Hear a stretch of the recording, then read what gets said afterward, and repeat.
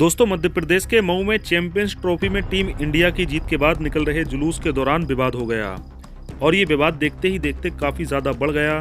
दोस्तों, इस विवाद में दो गुट आमने सामने आ गए। लोगों ने दुकानें और वाहनों में आग लगा दी और यहाँ तक कि पेट्रोल बम भी फेंके गए। दोस्तों, पुलिस ने स्थिति संभालने के लिए लाठीचार्ज किया और आंसू गैस के गोले भी छोड़े। वहीं सेना के जवानों ने भी मोर्चा संभाला। दोस्तों, करीब 2.5 घंटे बाद हालात काबू में आ सके। आपको बता दें, घटना रविवार रात करीब 10 बजे की है, जब भारत की जीत के बाद 100 से ज्यादा लोग 40 से ज्यादा बाइक पर सवार होकर जुलूस निकाल रहे थे।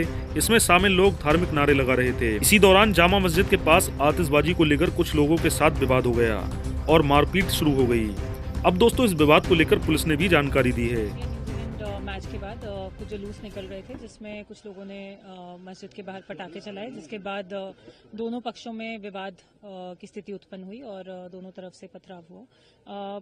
पुलिस बल जो है वो पूरी तरह यहाँ पे मौजूद है और लगातार पेट्रोलिंग भी कर रहा है। अभी यहाँ पे पूरी तरह से शांति बनी हुई है। दोस्तों, जामा मस्जिद के पास मौजूद रहे मोहम्मद जावेद ने बताया कि यहाँ पर नमाज चल रही थी। इसी दौरान जुलूस में लोग शोर शराबा करते हुए निकल रहे थे। इस दौरान किसी ने अंदर की ओर बम फेंका। वो सुतली बम था। इससे पूरा धुआं उठा। उसके बाद माहौल बिगड़ता गया। मुझे ये समझ में नहीं आ रहा है कि इस रूट से जुलूस निकाला कैसे गया। क्या लोगों को इसके लिए परमिशन मिली थी या बिना परमिशन के जुलूस निकाली गई थी?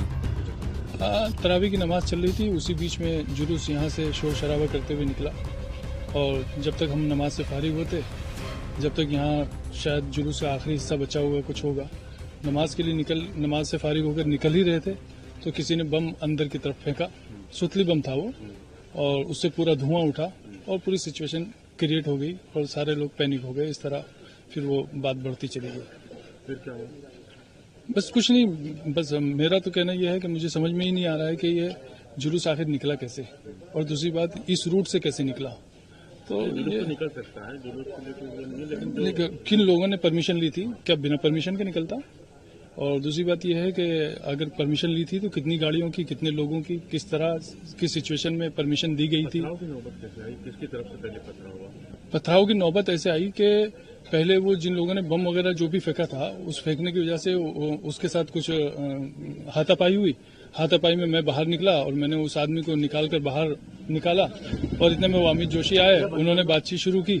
मैंने उनसे कहा कि ठीक है, थाने पर बात करते हैं, कोई बात नहीं, आराम से बात करते हैं।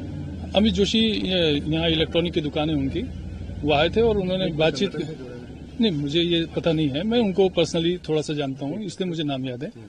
तो उसके बाद उन्होंने यहाँ से वो गए और वहाँ से वो वहाँ पहुंचे होंगे और उसके बाद उधर से पथराव शुरू हुआ। यहाँ प्रशासन के सामने हम बात कर ही रहे थे। हमारे साथ जो लोग नमाजी थे और इसके अलावा जो और लोग थे जो आसपास से आ गए हो सकता है यहीं पास में रहने वाले, जब शोर शराबा सुना तो आ गए। तो हम पुलिस प्रशासन के साथ बैठकर उनको बिठाकर समझाइश देकर बात कर रहे थे। इतने में उधर से पथराव शुरू हो गया। पुलिस के सामने पथराव हुआ? हाँ, पुलिस के सामने शुरू हुआ।